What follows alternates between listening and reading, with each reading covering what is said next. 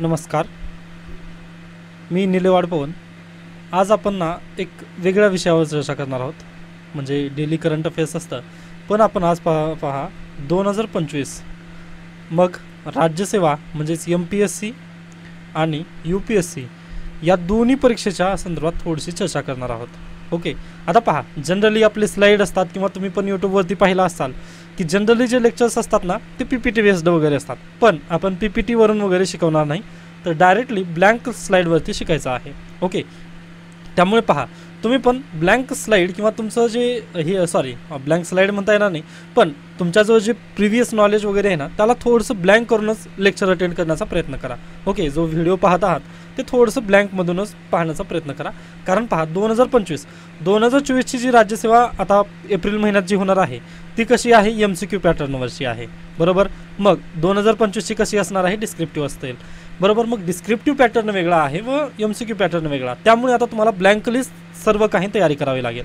Okay, मग तत्पूर्वी हा व्हिडिओ कोणासाठी असेल आता तुम्हाला डायरेक्टली समजला असेल. जे विद्यार्थी 2025ची राज्यसेवा किंवा UPSCची तयारी करत आहेत फक्त त्या विद्यार्थ्यांसाठी हा व्हिडिओ असेल, न की कंबाईनच्या विद्यार्थ्यांसाठी हा व्हिडिओ बिलकुल नसेल. आय होप तुम्हाला क्लिअर झाला असेल की हा व्हिडिओ बेसिकली कोणासाठी असेल. मग आता ह्या व्हिडिओमध्ये आपण चर्चा काय करणार आहोत, तर पहा, पहिला व्हिडिओ आहे, यामुळे मी डायरेक्टली सांगण्याचा प्रयत्न करेन की हाऊ टू स्टार्ट राज्यसेवा 2025 किंवा UPSC 2025, म्हणजे तुम्ही तयारीला सुरुवात कशी कराल याबद्दल आपण थोडंसं चर्चा करूयात. आज आहे पहा 1 मार्च. ओके, आज आहे 1 मार्च. मग सर्वात पहिल्यांदा प्रश्न येतो, आता कदाचित काही जणांच्या मनात वगैरे असतो की सर यावर्षीची प्रिलिम परीक्षा देऊ का मी, कारण 5 मार्च काय आहे, UPSCची लास्ट डेट वगैरे आहे, मग मी ही परीक्षा दिलं तर मला अनुभव वगैरे येईल असं माझे घरचे पण म्हणतात किंवा माझं पीअर प्रेशर पण आहे. म्हणजे जे आपले काय म्हणतो आपण, जे वर्गमित्र वगैरे आहेत हे म्हणत असतात की आपण एक अनुभवासाठी एक पेपर वगैरे नक्कीच देऊ शकतो, किंवा मी कॅटेगरीमधून आहे, माझ्याजवळ अनलिमिटेड अटेम्प्ट आहेत, मग मी पण दिलं तर चालतं का, मला डायरेक्टली अनुभव येतं. तर पहा, पहिल्या प्रश्नाचं उत्तर आहे बिलकुल तुम्ही परीक्षा द्यायचं नाही. का द्यायचं नाही म्हणतोय, जोपर्यंत तुमचं सिलेबस कंप्लीट होणार नाही ना तोपर्यंत प्लीज तुम्ही अनुभवासाठी वगैरे पेपर देऊ नकात. जरी द्यायचंच असेल ना तर तुम्ही मला कॉन्टॅक्ट करा.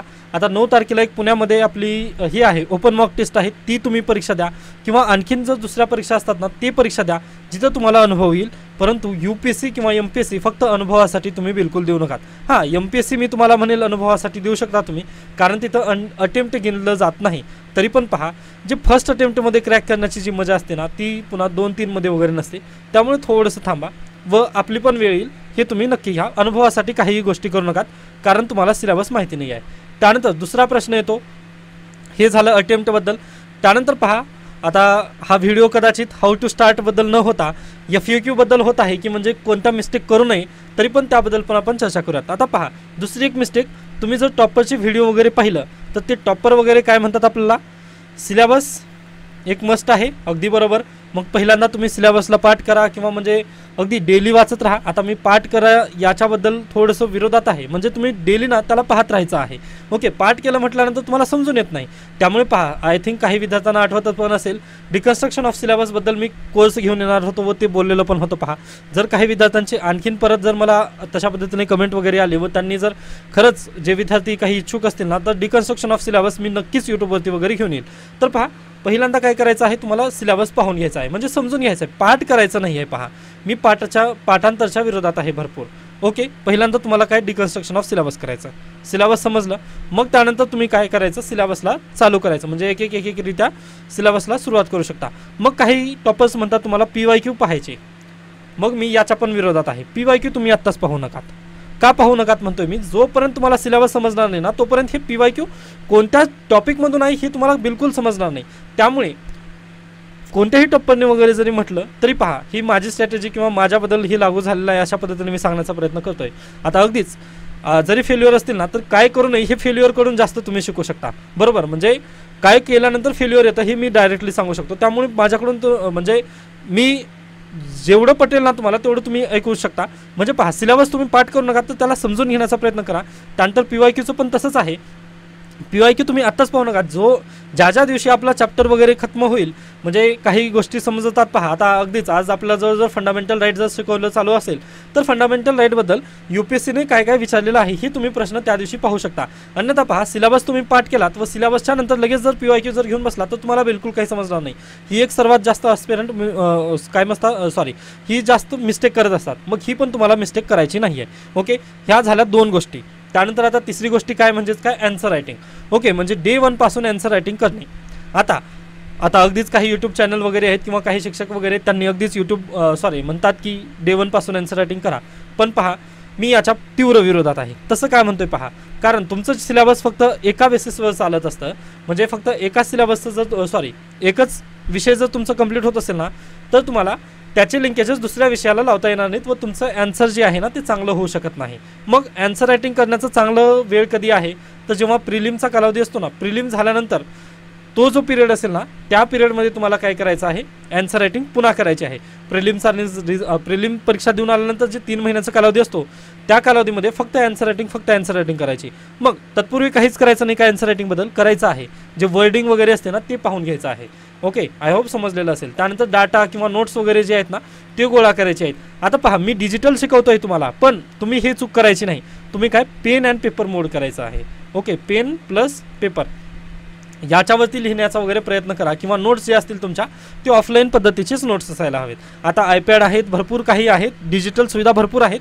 पण UPSC असू द्या किंवा राज्यसेवा 2025 असू द्या, ती परीक्षा कशी आहे, pen and paper mode only आहे. त्यामुळे सर्वांनी काय करायचं आहे, तर तुम्हाला ॲन्सर रायटिंग करायचीच असेल तर नोट्स तशा पद्धतीने काढा तुम्ही, पण ॲन्सर रायटिंग पुन्हाच करायचे. कारण पहा, जोपर्यंत सिलेबस होत नाही ना, तुम्हाला याचं काहीच समजणार नाही. ही एक शाश्वती देतो मी. जरी तुम्ही लिहिलात ना तरी काय, फक्त कॉपी पेस्ट कराल. म्हणजे काय, पाहता म्हणजे आपले दृष्टी IAS वगैरे तशा पद्धतीने वेबसाईट आहेत, तिथून फक्त डायरेक्टली पाहता ॲन्सर त्याचं काय व तेच डायरेक्टली तुम्ही लिहिण्याचा वगैरे प्रयत्न करता. ओके, मग ही चूक आहे, हे चुकीचं आहे. तुम्ही डायरेक्टली उत्तर त्यांचं जसंच्या तसं पाहून लिहू नका.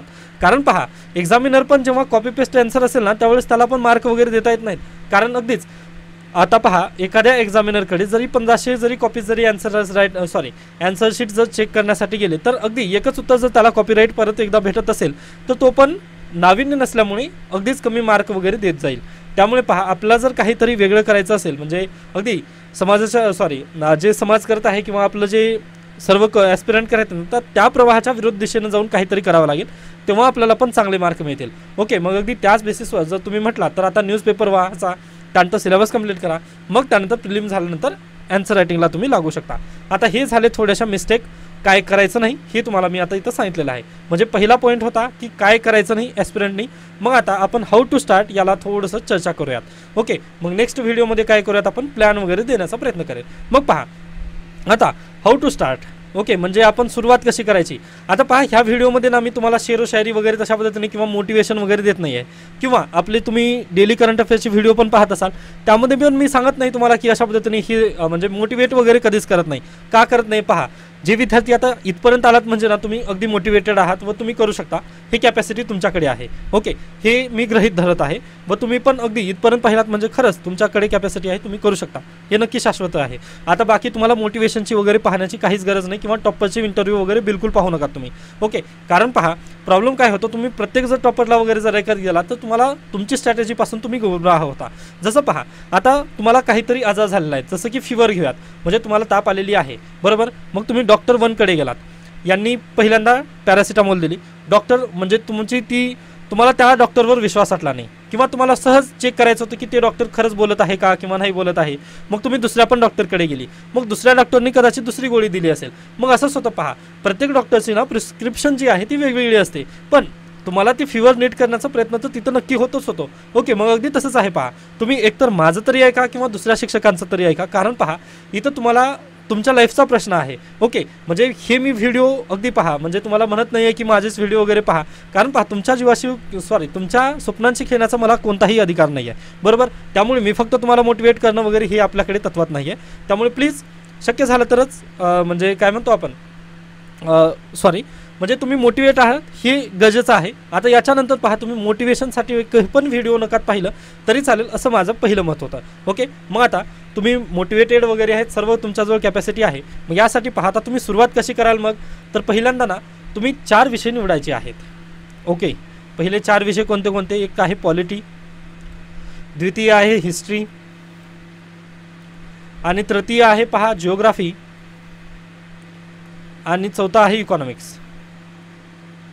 आता यांची तयारी सुरू करायची आहे.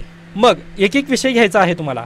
आता पॉलिटी आणि इकॉनॉमिक्स तर मी मस्ट म्हणेल, म्हणजे जर तुम्ही तयारी सुरुवातच करत असाल ना तर पॉलिटीपासून तरी करा किंवा इकॉनॉमिक्सपासून करा.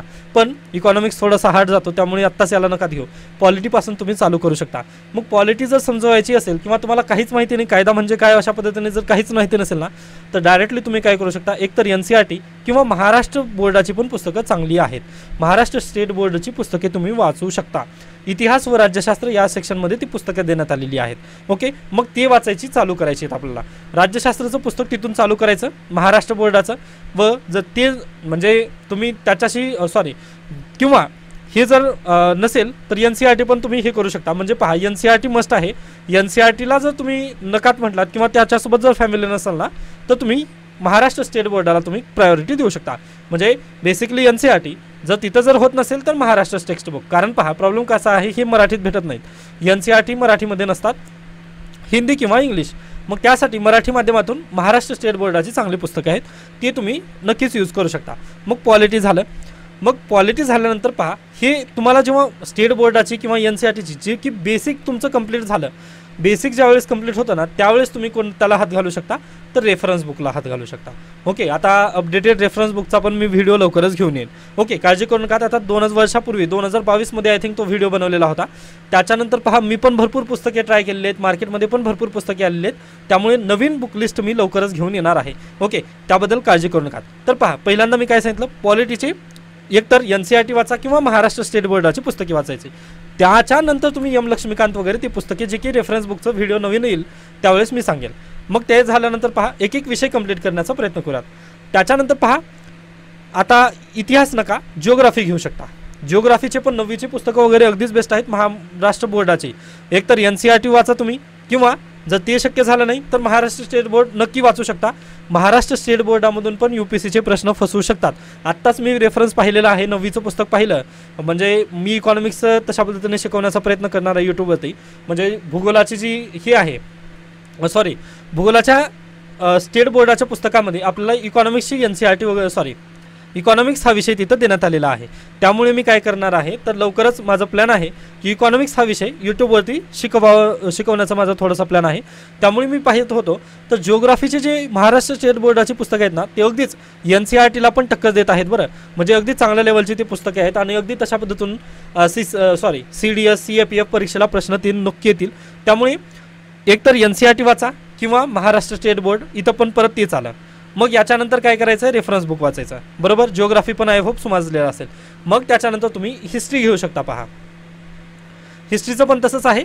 व त्याच्यानंतर येतं इकॉनॉमिक्स. आता इकॉनॉमिक्सला मी शेवटी काय केलं पहा, तर अगदी तुम्ही नव्याने सुरुवात करत आहात तयारी. ओके, मग नव्याने सुरुवात केल्यानंतर पहिल्यांदा जर तुम्ही इकॉनॉमिक्स घेतलं तर प्रॉब्लेम काय होतो, अगदी हेप्टिक आहे इकॉनॉमिक्स. थोडंसं जर कन्सेप्ट जर समजला ना तर ते चांगलं आहे. अन्यथा एक पण जर कन्सेप्ट तुमची जर डगमगली तर तुमचं इकॉनॉमिक्स तुम्ही त्या अभ्यासापासून थोडंसं दूर पळाल. त्यामुळे पहा, पहिल्यांदा इकॉनॉमिक्स घेऊ नका, पहिल्यांदा पॉलिटी घ्या. म्हणजे लवकर समजेल. लवकर समजल्यानंतर तुमच्या मनाला पण आनंद येईल की बाबा मला ही तयारी जमत आहे, किंवा तुम्हाला थोडंसं कॉन्फिडन्स बिल्डअप होईल.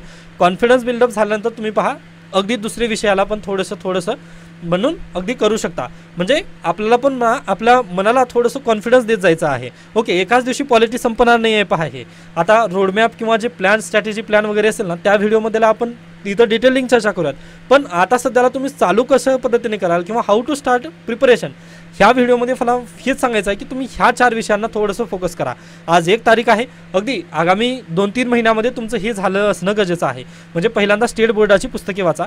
मग पुस्तके वाचल्यानंतर मी रेफरन्स बुकचं नक्कीच एक व्हिडिओ घेऊन येईन. मग त्याबद्दल पण सांगेन की तुम्हाला रेफरन्स बुक हे वाचायचे आहेत. मग ते सर्व झाल्यानंतर पहा, आपल्याला काय करायचं आहे, तर अगदीच जे रोडमॅप आहे त्या रोडमॅपला घालून म्हणजे अशा पद्धतीने दोघांचं रिव्हिजन चालायचं आहे. ओके, आता हे फक्त सांगायचं कारण असंच की हे तुम्हाला एकतर NCERT किंवा आपल्याला काय वाचायचं आहे, महाराष्ट्र स्टेटची बोर्डाची पुस्तकं आहे. मग पहा, याच्यामध्ये फक्त 4 विषय पहिल्यांदा मी सांगितले, पॉलिटी, हिस्ट्री, जिओग्राफी आणि इकॉनॉमिक्स. ओके, हे पहिल्यांदा 4 तुम्ही करा. म्हणजे हाऊ टू स्टार्टमध्ये पहिली स्टेप काय आहे तुमची, पॉलिटी, हिस्ट्री जिओग्राफी आणि इकॉनॉमिक्स या दोघांना तुम्हाला संपवायचा आहे. मग आता हा व्हिडिओ कदाचित तुम्ही आता पाहत असाल 1 तारखेला तर ते बेस्टच आहे, पण 2-3 महिन्यानंतर जरी पाहत असाल ना तर पहिल्यांदा तुम्हाला इथूनच तयारी तुम्हाला करावी लागेल. आता हे कोणती घटना हे व्हिडिओ कशासाठी आहे किंवा कोणत्या विद्यार्थ्यांसाठी आहे ज्यांनी नव्यानेच तयारी सुरू करत आहेत त्यांच्यासाठी बेसिकली. ओके, मग आता जे विद्यार्थी थोडंसं ह्या विषयांबद्दल थोडीशी नॉलेज वगैरे आहे त्यांना, जसं पॉलिटीमध्ये काय कलम वगैरे हे त्यांना ज्यांना माहिती आहे, हिस्ट्री जिओग्राफी इकॉनॉमिक्स वगैरे ज्या विद्यार्थ्यांना माहिती आहे याबद्दल थोडंसं नॉलेज आहे त्यांनी काय करायचं आहे, हे महाराष्ट्र स्टेट बोर्डाची पुस्तके वाचलं नाही तरी चालेल.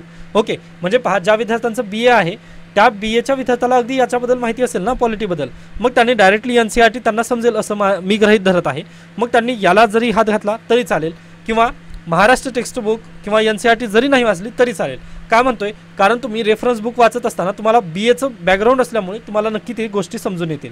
ओके, जर एखादी वेळेस समजून येत नसेल तर आपलं बॅकग्राऊंड कच्चा आहे म्हणायचं आणि परत एकदा महाराष्ट्र किंवा NCERTची पुस्तकं परत एकदा तुम्हाला उघडून पाहावे लागतील. ओके, म्हणजे पहा जर तुम्ही म्हणजे गाढव वर्ग करायचं नाही, जर तुम्हाला अगदी माहिती असतील बेसिक ना तर तुम्ही हे बेसिक पुस्तके न वाचलात तरी चालेल, पण जेव्हा कधी तुम्ही रेफरन्स बुक वगैरे वाचणार आहात ना त्यावेळेस तुम्हाला पॉलिटी हिस्ट्री जिओग्राफी आणि इकॉनॉमिक्स या क्रमाने चालू करायचं आहे. मग त्याच्यानंतर आता काही विद्यार्थ्यांचा प्रश्न असेल की त्याच्यानंतर सायन्स टेक वगैरे केव्हा करायचं. मग आता पहा हे विषय झाल्यानंतर आपल्याला सायन्स टेक वगैरे करायचे आहेत. एकच मिनिट द्या, याला मी क्लीन करतो. हे विषय 4 विषय तुम्हाला आय थिंक समजले असतील की तुम्हाला हा रोडमॅपने वगैरे जायचा आहे. ओके, पहिल्यांदा हे विषय येतील, मग त्याच्यानंतर आपण पुढचे विषय डिस्कस करणार आहोत. तर एकच मिनिट द्या. हां, हे क्लीन झालेलं आहे. आता बाकीचे विषय कोणते उरतात आपल्याकडे, तर पहा GS1 मध्ये हिस्ट्री जिओग्राफी आपण कंप्लीट केलं, म्हणजेच कोणतं राहिलं, सोसायटी उरलेलं आहे. ओके, मग हे सोसायटीला पण आपल्याकडे पुस्तकं आहेत महाराष्ट्राची पण आणि NCERT पण, हे पण तुम्ही तिथून करू शकता. त्यानंतर पुणे येतं प्रशासन, आपलं GS2 मध्ये प्रशासन आहे, प्रशासनाचं पण अगदी त्याच पद्धतीने तुम्ही करू शकता. आणि इंटरनॅशनल रिलेशनला आत्ता मराठी माध्यमातून मला पुस्तकं भेटलेली नाही आहेत, इंग्लिश माध्यमाची आहेत, आत्ताच त्याला तुम्ही करायचं नाही आहे, ही मेन्सच्या वेळी मी तुम्हाला सांगणार आहे. डन, आय होप तुम्हाला हा पॉईंट क्लिअर असेल. त्यानंतर पुढे या, इंटरनॅशनल रिलेशन झालं, त्यानंतर GS3 मध्ये येतं. GS3 मध्ये कोणतं येतं, डिझास्टर मॅनेजमेंट. जे विद्यार्थी BAचे आहेत त्यांना ऑलरेडी सांगितलेलं आहे की त्यांनी डायरेक्टली त्यांची टेक्स्टबुक जरी वापरलं तरी चालेल. त्यानंतर इकॉनॉमिक्स मस्ट आहे, ते आपण तिकडे केलेलं आहे. त्यानंतर पहा इथं येतं सायन्स आणि टेक तसेच एन्व्हायरमेंट. ओके, मग इथं पण आपल्यासाठी काय करायचं आहे, पर्यावरण आणि विज्ञान आणि तंत्रज्ञानाची पुस्तके महाराष्ट्र टेक्स्टबुक तुम्ही वाचलात तर बेटर आहे. NCERT मध्ये सिलेक्टेड टॉपिक आहेत. आता ती सिलेक्टेड टॉपिक कोणती आहेत हे मी रेफरन्स बुकचं जेव्हा व्हिडिओ घेऊन येईल ना त्या दिवशी मी तुम्हाला हे NCERTचे मस्ट किंवा जे महत्त्वाचे टॉपिक आहेत ना त्याबद्दल मी इथं चर्चा करेन त्या व्हिडिओमध्ये. पण अद्याप आपले महाराष्ट्र टेक्स्टबुकच तुम्ही वाचलात तर बेटर असेल. बाकी NCERT सायन्स आणि एन्व्हायरमेंटसाठी NCERT मी सांगत नाही आहे, अद्याप रिकमेंड करत नाही आहे. तर ते मी केव्हा सांगेन, रेफरन्स बुकच्या व्हिडिओमध्ये सांगेन. तुम्हाला जर बेस कंप्लीट करायचा असेल तर तुम्ही फक्त महाराष्ट्र टेक्स्टबुक नक्की वाचून घेऊ शकता. ओके, सायन्स अँड एन्व्हायरमेंट तिथं झालं. त्यानंतर राहतं इथिक्स. आता पहा इथिक्सचं पण तसंच आहे, हे डायरेक्टली तुम्ही शेवटी जरी घेतला तरी चालेल. ओके, तर पहा आता मग तुम्हाला सोसायटीसाठी पण महाराष्ट्र टेक्स्टबुक, प्रशासनासाठी पहा BAचे टेक्स्टबुक वगैरे आहेत ते तुम्हाला यूज करायची आहेत. ओके, त्यानंतर डिझास्टर मॅनेजमेंट, याला पण BAची टेक्स्टबुक आहेत अवेलेबल, ते तुम्हाला वाचायचं. सायन्स आणि एन्व्हायरमेंट तसेच टेक्नॉलॉजी यासाठी तुम्हाला महाराष्ट्र बोर्डाची पुस्तके रेफर करायची आहेत.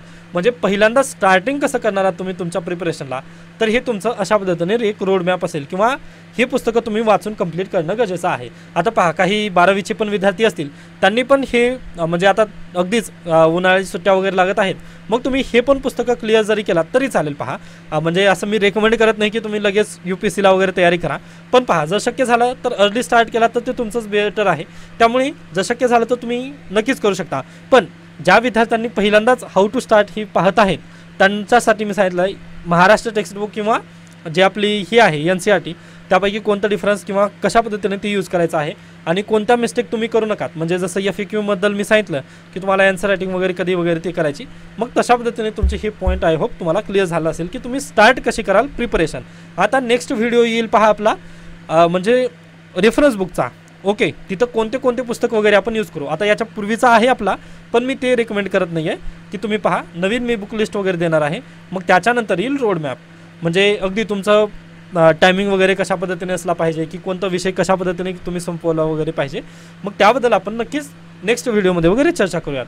त्यानंतर पहा आणखीन तुमचे काही शंका असतील ना तर प्लीज मला कमेंट सेक्शनमध्ये सांगा, मग त्याबद्दल पण आपण व्हिडिओ वगैरे बनवत जाऊयात. कारण आता 2025ची जे 2025ची राज्यसेवा आहे ती जवळ येत आहे. ओके, व आता जे राहणारे विद्यार्थी आहेत त्यांच्याजवळ एकच ऑप्शन नसेल, ते ते म्हणजे काय, स्वतःला बिल्डअप करायचा. मग जे विद्यार्थी आता पहा याच्यापूर्वी कोचिंग वगैरे लावलेली असेल, 2024च्या पॅटर्नसाठी वगैरे ज्या विद्यार्थ्यांनी कोचिंग लावलेली असेल ते आता परत कोचिंग लावू शकत नाहीत. पहा आता मी तरी बेसिकली मराठवाडा रिजनमधून आहे, बरोबर. मग इकडे तर दुष्काळ आहे, दुष्काळी स्थितीमध्ये आपण कोचिंग परवडत नाही आहे आपल्याला. व पहा सध्याची स्थिती अशी आहे ना की कोचिंगचे शिक्षक पण त्यांना पण माहिती नाही की कशा पद्धतीनं हा पॅटर्न असेल. त्यामुळे काळजी करू नका, आताच तुम्ही कोचिंगला वगैरे मी प्रेफरन्स तुम्हाला देत नाही आहे. तर मी तुमच्यासोबत आहे. पहा एक बडा भाऊ म्हणून किंवा मोठा भाऊ म्हणून ना मी तुमच्यासोबत आहे, काळजी करू नका. तुम्हाला शंका वगैरे असेल तर तुम्ही डायरेक्टली विचारू शकता, म्हणजे कुठेही मी आहे अवेलेबल. ओके, फक्त मी याच्यापूर्वी पण म्हटलं ना, एकाच डॉक्टरला तुम्ही पकडा. ओके, एकाच डॉक्टरला तुम्ही पकडा, मग तोच तुम्हाला क्युअर वगैरे करू शकतो. म्हणजे तुमची जर हिस्ट्री मला माहिती असेल ना, तुम्हाला लगेच कोणती गोळी वगैरे द्यायची मी लगेच तुम्हाला सांगू शकतो. अगदी तशा पद्धतीने तुम्ही एका शिक्षकाला फक्त फॉलो करा. त्यानंतर पहा न्यूज जे ॲनालिसिस आहे ते तर मी डेली घेणार आहे, आणि त्यानंतर द हिंदू पण मी चालू केलेलं आहे. ओके, त्यामुळे काळजी करू नका, मी जेवढी होईल तेवढी मदत करण्यासाठी तुमच्यासोबत तयार आहे. आय होप तुम्हाला सर्व काही शंका वगैरे तुम्हाला समजलेले असतील. याबद्दल काही शंका काही सजेशन असतील ना तर प्लीज मला कमेंट सेक्शनमध्ये सांगत चला. व आता आपण इथे थांबूयात व भेटूयात नेक्स्ट लेक्चरमध्ये लवकरच. धन्यवाद.